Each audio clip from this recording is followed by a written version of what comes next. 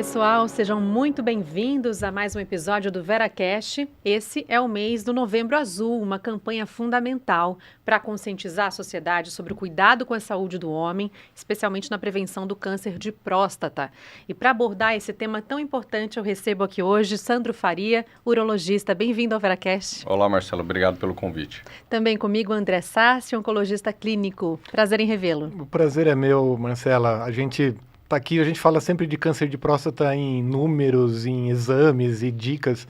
A gente tem que saber que atrás de cada estatística tem uma família, um homem, e cuidar está muito antes do diagnóstico, antes do tratamento, é entender as pessoas e na divulgação a nossa palavra é importante, está fora do consultório. Sem dúvida, esse é nosso papel aqui. Olha, no triênio 2023-2025, foram estimados mais de 71.700 novos casos por ano no Brasil do câncer de próstata, que é um dos maiores desafios, sem dúvida, né, da saúde pública masculina. E a gente vê tanta campanha acontecendo, tanta informação circulando, mas ainda assim, muitos homens não cuidam da saúde como deveriam, né? Existe ainda muito tabu. 2025... Por que, doutor, os homens ainda relutam tanto em procurar um médico com frequência e cuidar da própria saúde? Essa é uma situação, Marcela, que felizmente vem mudando com o tempo. Esse tabu ele foi muito maior anos atrás. Hoje ainda, é lógico, é muito motivo de piada entre os amigos, né, de gozação mesmo e tudo mais. Mas os homens estão sim se cuidando um pouco mais. Então, assim, aquele amigo que diz que não vai no urologista, provavelmente ele não está falando a verdade. Então, se você se sente diferente, também deve procurar o seu urologista. Infelizmente, nós não evitamos a doença dentro do consultório. Esse número estatístico de 70 mil novos casos estão relacionados aos hábitos de vida, e a gente pode falar disso depois. Mas ir no consultório do urologista ou mesmo do oncologista ajuda a fazer o diagnóstico precoce, que muda a história de vida das pessoas. Vamos reforçar como surgiu o Novembro Azul, doutor? Por que ele é tão importante aí para a conscientização? Olha, o Novembro Azul originalmente surgiu muitos anos atrás como uma campanha de arrecadação de fundos para a pesquisa em câncer de próstata. Então, até antes de ser Novembro Azul, era o Movember, que era de homens que deixavam o bigode crescer e que deixavam de gastar dinheiro com lâminas de barbear, com aparelhos para fazer a barba e direcionavam esse dinheiro para financiar pesquisa em câncer de próstata.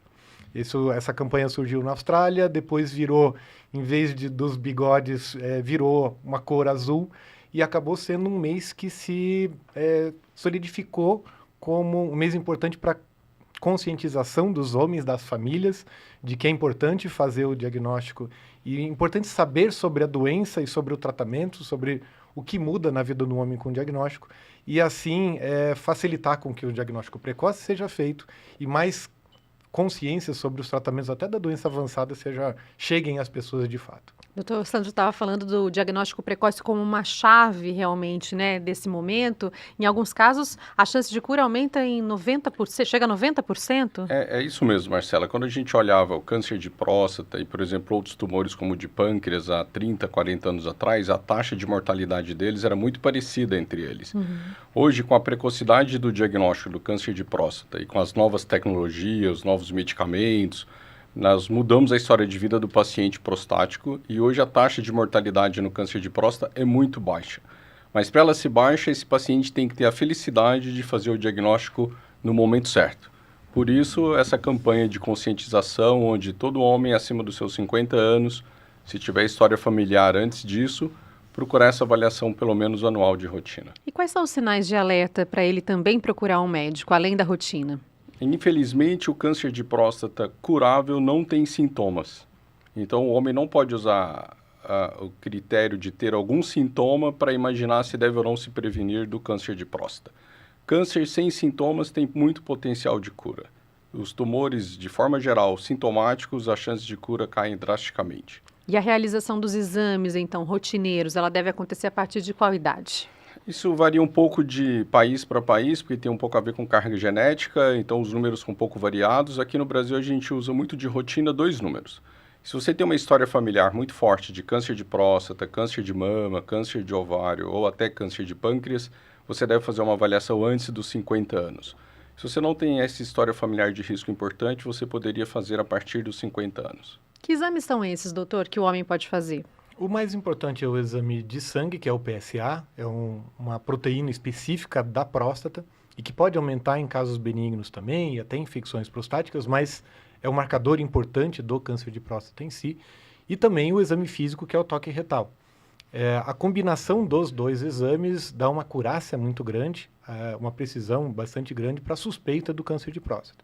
O diagnóstico mesmo é feito depois, nos casos suspeitos em que há alguma alteração, ou do toque ou do PSA, é indicada aí a investigação, às vezes com ressonância magnética, mas geralmente o diagnóstico final é feito com uma biópsia da próstata. Os principais fatores de risco hoje são quais para o câncer de próstata?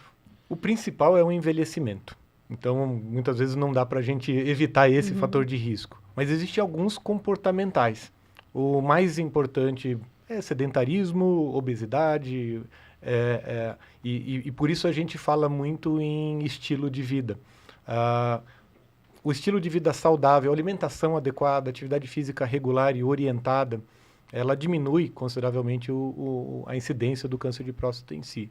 Mas, de novo, o principal é envelhecimento. Envelhecimento a gente não controla, infelizmente, e aí por isso é importante, além de cultivar hábitos saudáveis de vida, procurar um médico regularmente a partir dos 50 anos em quem não tem histórico familiar. Quando a gente fala em hábitos saudáveis, a gente está falando de um cuidado integral com a saúde, né? Além do rastreamento, dos exames, de atividade física, né? De alguns hábitos saudáveis. Que outros cuidados o homem pode ter no dia a dia, regularmente, para manter essa saúde? E na prática, Marcela, é isso mesmo. Quando o homem vai no nosso consultório, só para reforçar, a gente faz diagnóstico. A prevenção está no dia a dia. E eu falo para os pacientes de uma forma muito simples. Tudo aquilo que é bom para o coração é bom para a sua próstata. Então, se você não fuma, você está protegendo a sua próstata. Se você faz atividade física regular, como o André colocou, você está protegendo a sua próstata. Se você é obeso, você está colocando a sua próstata em risco. Então, são condições muito comuns na prevenção, que são os hábitos, né? O alcoolismo em excesso também coloca risco para os pacientes. E quando a gente fala do Novembro Azul, chama muita atenção por causa do câncer de próstata, por ser o câncer mais comum em nós homens, né? Ele e a mama iniciaram as cores, né? Então, depois deles, vieram cores cada mês para cada uma doença. Mas voltando no tema, a questão da próstata, por ela ser muito frequente, ela tem que ser evitada no dia a dia, no comportamento diário. Então, não é só a próstata, o homem tem que cuidar da sua saúde como um todo. E nós homens temos um grande defeito. Nós achamos que somos super-homens e não vamos ficar doentes. As mulheres se cuidam desde a adolescência, elas vão na sua ginecologista de rotina, e os homens não. A gente acha que nós somos imunes e nunca vamos ter doença nenhuma e por isso não precisamos procurar o médico. Isso é um grande equívoco. Assumir esse protagonismo e responsabilidade com a própria saúde, né? Sim, e é muito frequente a gente receber esse paciente no consultório. Eu recebi semana passada, um senhor de uns 70 anos, que ele se vangloriava de nunca ter ido ao médico. Então, ele falou assim, eu sou saudável, eu sou ativo, eu sou independente e nunca fui ao médico e só fui porque eu tinha uma dor. E aí, quando eu fui na dor, eu diagnostiquei um câncer de próstata, infelizmente metastático já. E aí é o que o Sandro já falou. Quando há um sintoma, quando há alguma dor óssea que precisa ser investigada e a suspeita é de câncer, infelizmente não é mais curável. Obviamente, a gente tem toda uma estratégia de tratamento para melhorar, para controlar a doença, permitir que ele tenha depois uma vida normal. Mas quando a gente fala de cura, de rastreamento, realmente não é para se vangloriar de nunca ter ido ao médico porque é saudável. Quem é saudável consulta regularmente o seu médico para cultivar hábitos saudáveis e fazer os exames de rotina para garantir que, se aparecer alguma coisa, isso vai ser curável. E os hábitos saudáveis, como o Dr. Sandro estava dizendo para a gente aqui, eles impactam como um todo, né? Vai prevenir o câncer de próstata, mas vai prevenir também doenças cardiovasculares, vai prevenir diabetes, outros problemas que também têm esses fundos, né? Sem dúvida. Por exemplo, o tabagismo, que no câncer de próstata tem uma importância, mas ela é menor, mas previne desistir do hábito do tabagismo. Ele é saudável em várias outras fases, né, etapas. Então, cardiovascular sim, mas outros tipos de câncer também. Então, atividade física previne vários tipos de câncer, previne envelhecimento. Hábitos saudáveis previnem várias doenças concomitantes, não só uma doença exclusivamente. Qual é o papel da saúde mental, de cuidar, de olhar para a saúde mental nisso tudo? Não dá para a gente desconectar a saúde orgânica de saúde mental, Marcela. São coisas que caminham juntas. E o paciente que tem uma boa saúde mental, ele tem uma tendência de ter uma melhor saúde orgânica e vice-versa. E aí, de novo, quando a gente volta para os hábitos também facilitam a nossa qualidade de saúde mental. Então, a atividade física melhora a nossa saúde mental, a atividade física melhora e muito a nossa saúde hormonal. Então, quando a gente fala em Novembro Azul, em homens, nós não somos apenas próstata, né? Próstata é o que chama atenção, mas nós temos que nos preparar para o envelhecimento. E a expectativa de vida mudou muito rápido nos últimos anos. E as gerações que são mais velhas, elas não entenderam isso ainda e elas precisam se preparar para a longevidade. E a longevidade é ter autonomia no envelhecimento, ter lucidez no envelhecimento, ter capacidade de discernimento no envelhecimento. E eu falo para os meus pacientes, como você vai estar aos 80 anos, está sendo definido agora aos 70, não quando o senhor tiver 79. Então, essas mudanças de hábitos, introduzir atividade física, elas têm que acontecer muito antecipadamente, né? Não quando a doença surgiu, não quando o problema de saúde surgiu. Aí já foi um pouco tarde, aí a gente acaba sendo reativo. Batendo nessa tecla que a gente está batendo aqui, dos hábitos saudáveis, fala de atividade física, de alimentação saudável, de um sono de qualidade. Se a gente puder traduzir o que isso significa, né? Com que frequência a pessoa deve fazer atividade física, que tipo de alimentos tem que estar presente nessa rotina? Bom, a ideia principal é cultivar os hábitos diários e transformar tudo em rotina. Uhum. Então, a recomendação da Organização Mundial da Saúde seria de 200 a 300 minutos de atividade, de exercício físico, na verdade, semanal. Parece bastante, 1 hora por dia, por 5 dias seria o ideal, mas seria também não só atividade física, seria exercício, coordenado, estimulado e seguido por algum profissional, intensificando isso de alguma forma. Então, é o exercício físico que deixa cansado, por exemplo. Uhum. E os alimentos mais saudáveis são proteínas de origem não animal, então vegetais e fontes de fibras também nos alimentos, e principalmente evitar gordura animal e proteínas de origem animal, especialmente carnes vermelhas e ultraprocessadas. Tudo isso combinado resulta em um peso adequado, um controle de peso mais fácil, uma vida também com menos estresse, uma vida com menos dependências químicas em geral. Impacta positivamente em tudo aí, né? E uma vez feito o diagnóstico, hoje a gente vê também muito avanço na medicina com relação ao tratamento, né? Tem evoluído rapidamente, aí muitas possibilidades para os homens tratarem o câncer de próstata. Como que a gente pode olhar para essa evolução? O que aconteceu exatamente nessa linha do tempo aí nos últimos anos? Isso é uma coisa muito interessante. Eu tenho 30 anos de formado e eu vi essa transformação acontecendo.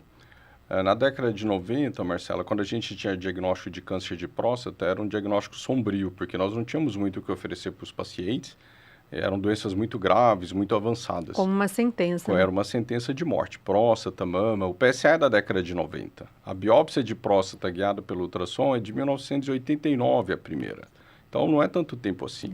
Então, nessa linha do tempo, nessa jornada do tempo, nós tivemos 2 modificações muito importantes.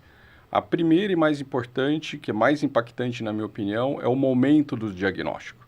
Então, hoje, câncer de mama, próstata, a gente tem diagnóstico cada vez mais precoces, cada vez mais cedo, permitindo que a gente ofereça agora tratamentos muito mais conservadores, muito menos mutilantes. Então, na década de 90, nós mutilamos muitos homens, muitas mulheres, na esperança de salvá-los de uma sentença de morte. Infelizmente, essas condições ainda acontecem, mas a precocidade, o momento do diagnóstico mudou essa história. A cirurgia da mama ficou só um segmento e no caso da próstata, que é o meu caso específico, hoje a gente consegue entregar cura e qualidade de vida. Lógico que depende, de novo, do momento do diagnóstico, que é o primeiro passo importante. Com isso, a gente enxerga muitas perspectivas, né, para o futuro. As pesquisas estão aí avançando cada vez mais. A gente pode olhar com muito otimismo com relação ao tratamento, até mesmo o diagnóstico. Sem dúvida. Apesar de ainda ser muito incidente, a gente precisa olhar com cuidado e, como o Sandro falou, tratar o mais cedo possível. Quando trata-se mais cedo, a cirurgia fica bem menos invasiva, a chance de manter o paciente com potência sexual, com função urinária normal é muito maior. E mesmo na doença metastática, Eventualmente, quando a gente consegue diagnosticar um paciente com pouco volume de doença, as opções de tratamento que a gente tem, desde terapias hormonais até terapias com radiofármacos, por exemplo, a gente consegue preservar a qualidade de vida do paciente por muitos anos, permitindo que ele leve uma vida normal e uma expectativa de vida, às vezes, tão grande quanto se ele não tivesse a doença. Então, justamente o momento da doença, o momento do diagnóstico é fundamental para a preservação de qualidade de vida, não só pensando em tempo de vida ou cura ou não, mas também a preservação de uma vida normal, mantendo seus desejos, suas vontades, suas viagens, seu lazer, suas atividades que mantenham uma vida ativa e feliz. Quando a gente fala em tecnologia, a cirurgia robótica já é uma realidade, é um dos avanços mais modernos, aí, mais recentes, né? Como é que ela se dá no tratamento do câncer de próstata? Como que funciona? Como eu comentei antes, o momento diagnóstico foi a evolução principal que a gente teve no câncer de próstata, e a segunda maior evolução foi a introdução da cirurgia robótica. A cirurgia robótica ela começou nos Estados Unidos em 2005 para fazer cirurgia no coração. O robô foi desenvolvido pensando em fazer uma cirurgia cardíaca menor. E aí um urologista viu o equipamento e falou, será que se eu usar na próstata eu não vou ter melhor resultado? E em 2008 a gente começou a fazer aqui no Brasil. Então a gente já faz cirurgia robótica aqui no Brasil há 18 anos. E inclusive o Hospital Vera Cruz é um pioneiro nesse tema quando fala do interior do estado de São Paulo. Foi a primeira cidade fora da capital São Paulo a ter um sistema robótico. E chegou a ser o hospital a fazer mais cirurgia robótica por mês no país. E a cirurgia robótica ela veio trazer cura e qualidade de vida, né? Depende da experiência do profissional, mas ela mudou a nossa capacidade de entrega de resultados. Para quais casos ela é indicada?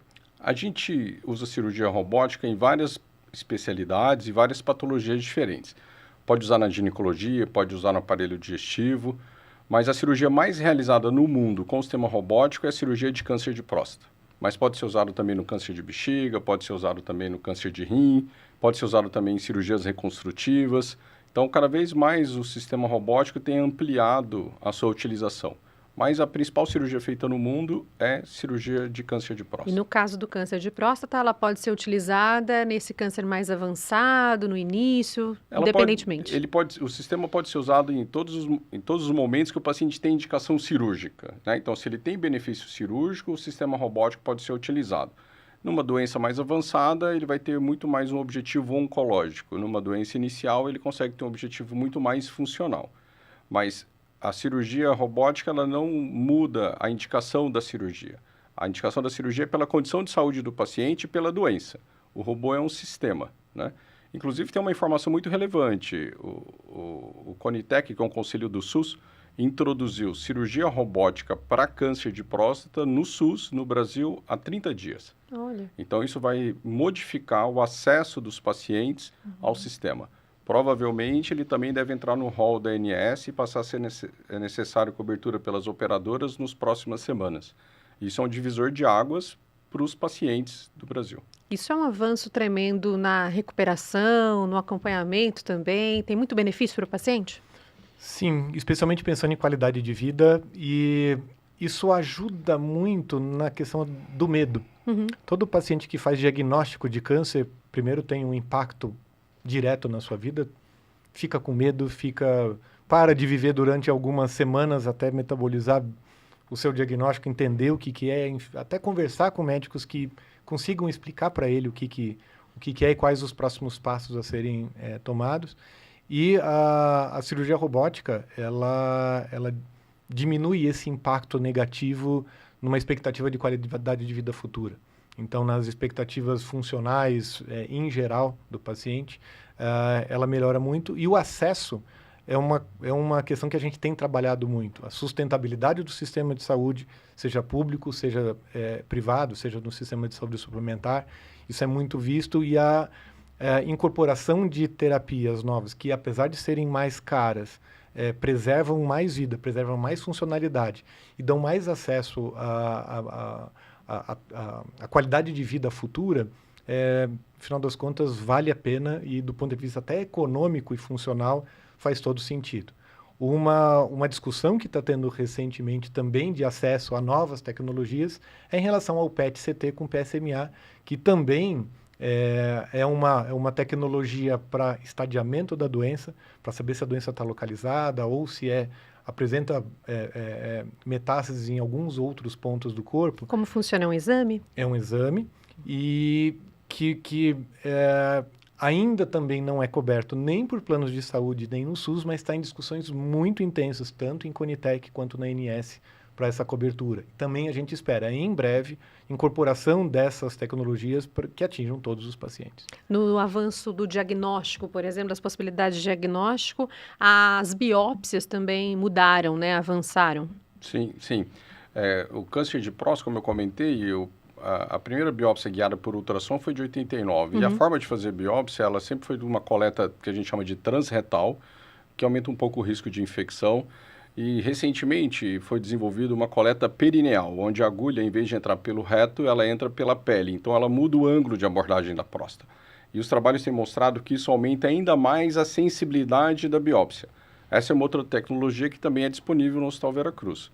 Então, a gente começa a trazer mais qualidade de diagnóstico e mais qualidade de entrega de tratamento, né? Menos riscos para o paciente. Menos riscos para o paciente, é uma biópsia mais segura. E o André fez uma colocação aqui muito importante, você também puxou um pouco. O paciente que tem um diagnóstico de câncer, ele tem um diagnóstico e um medo da doença. Na próstata, ele tem um segundo medo, que às vezes é tão importante quanto, que é o medo de perder a qualidade de vida. Porque a nossa próstata participa do nosso controle urinário e da nossa vida sexual. Então, paciente que tem medo de ir ao médico não é pelo tabu do exame, é medo de ter um diagnóstico e ser sentenciado a usar uma fralda o resto da vida ou perder a sexualidade. Então, esse conflito de cura e qualidade de vida, ele é muito impactante na próstata. Por isso que a informação no Novembro Azul também é tão importante, tão válida, né? Sim, e quanto mais cedo, Marcela, ele tiver o diagnóstico, maiores as chances ele tem de ter cura e qualidade de vida. Então, se ele correr do problema, ele aumenta o risco. Se ele correr em direção ao problema, ele melhora o risco dele e ele melhora a oportunidade dele.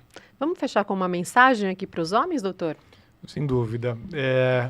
Acho que para os homens em si, eles não precisam ter medo, não precisam ter vergonha e não precisam nem desconfiar. Eles precisam, como o Sandro falou, acho que a mensagem final é reforçar isso, os homens precisam correr atrás da sua própria saúde.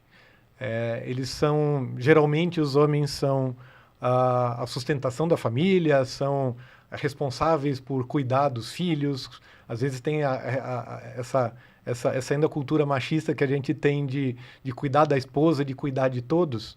Para ele se manter cuidando de todos, ele precisa se cuidar também, e não somente seguir atrás somente quando tem algum sintoma. Ele precisa ser ativo e protagonista da sua própria saúde e da sua própria vida. Doutor Sandro, quer deixar uma mensagem? Acho que sim. Na prática, reforçar um pouco o que o André colocou aqui, que o cuidado da saúde está na prevenção e na mudança de hábitos diários. Então, mudem de hábito, não tenham resistência à mudança de hábito. Isso faz toda a diferença na vida deles. Talvez mais importante do que nós médicos, é a mudança do hábito. E aproveitar e dar um recadinho para as esposas, que elas continuem insistindo para que seus maridos façam uma avaliação urológica anualmente, porque elas são motrizes deles.